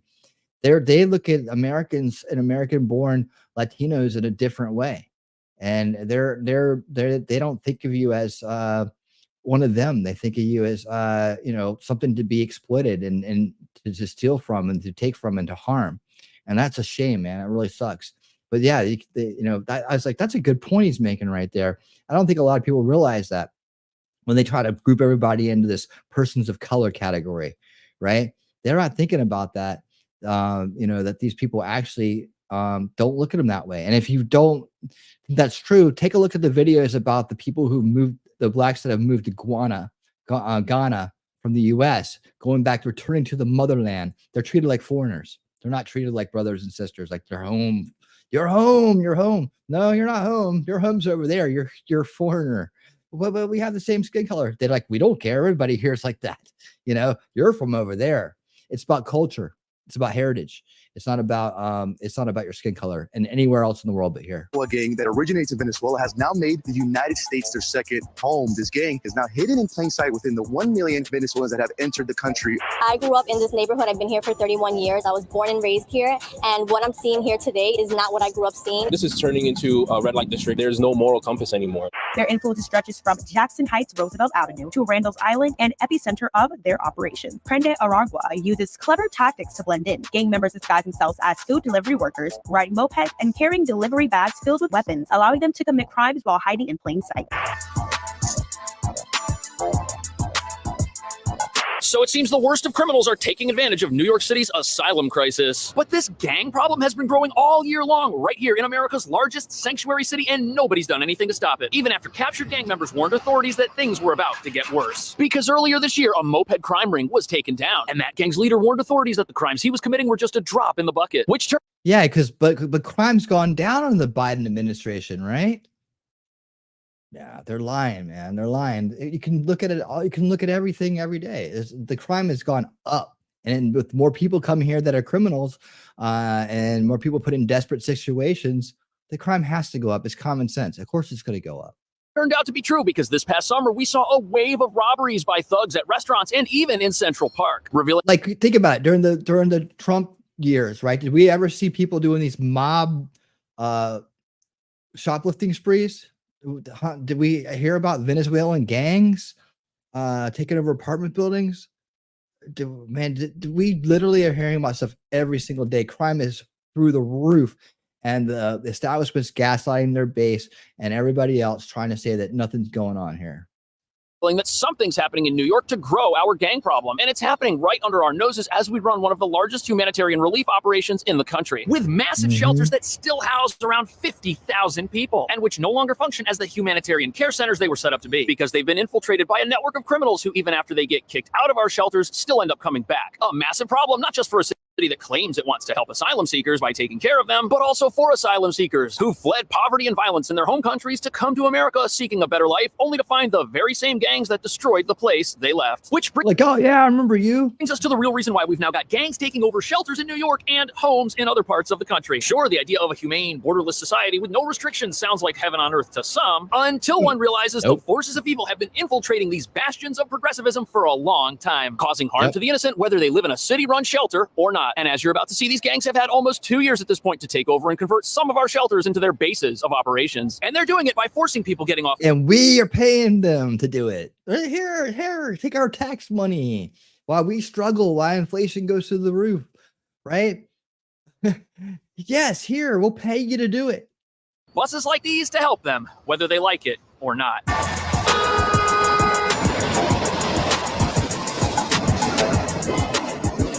So here we are behind New York City's Port Authority bus terminal, the first destination of many asylum seekers who are headed here. And although the next stop many have to make after arriving is to head over to the Roosevelt Hotel for their initial shelter placement, many of New York City's shelters have now been infiltrated by criminals, and there have been reports of rising gang violence at many of the facilities throughout the system, not just the giant tents over at Randall's Island. And obviously this is a huge problem for those fleeing gangs and criminal activity where they're from, but who now find themselves confronted by the type of criminals nobody ever imagined would be found in America. But critics are now saying the dysfunctional shelter system here in New York is precisely what's allowed these gangs to grow. And that raises a big question. Why would somebody come all the way here and get off a bus, try to start a new life, but then join a gang? Why would somebody do that? Randall's Island, where a large tent city has been set up to accommodate migrants, has become a recruitment hub for the gang. Prende Aragua uses fear tactics to strong-arm migrants into joining, threatening their families back home if they resist. For those who refuse, they're labeled enemies of the gang. Now with its reach... Sadly, that is a very persuasive offer, and it's being offered to people who have no connection to New York City at all and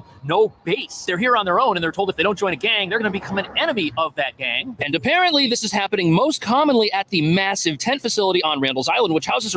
All right. Yeah, so there you go. That's Cash Jordan. I put the link out into the chat.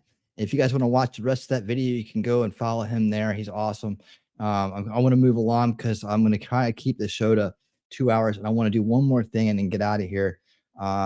Actually, I might save this for my evening show tomorrow. Border consequences with, I'll give you a little sample and we'll.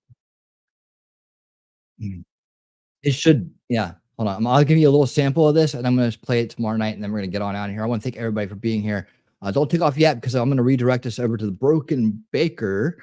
I know that's where Shizzy was going to originally shuffle people over to, and he was nice enough to send you out here, and I really do appreciate that, to help get us kicked off right on Winning 2024 Morning Edition. That'll be Wednesdays and Friday mornings. Those will be the days that I do it, and it'll get better as time goes along. You see a little faster pace in the morning here, a little bit more of a groggy Winning, tripping over himself, but it'll come together. So this is the first attempt at this, and I'll just keep working on it. And if you followed me for the last couple of years, you know that I always promise minor improvements every show. So there you go. Okay, so let's get a little sample of this, and then come visit me on Thursday night at 8 p.m. for the rest. The border crisis is one of the top issues to voters throughout this country in the 2024 election. See you then. For years, we've heard the record-breaking numbers. We've watched hard-to-believe scenes you don't want to believe, unfolding across our southern border. And today, we're getting a closer look at what exactly is happening, how these migrants are making their journey to the United States, the dangerous players along the border, and the organizations backed by us, the United States, who ultimately benefit from perpetuating this whole crisis. James O'Keefe is a journalist and founder of O'Keefe Media Group, or OMG.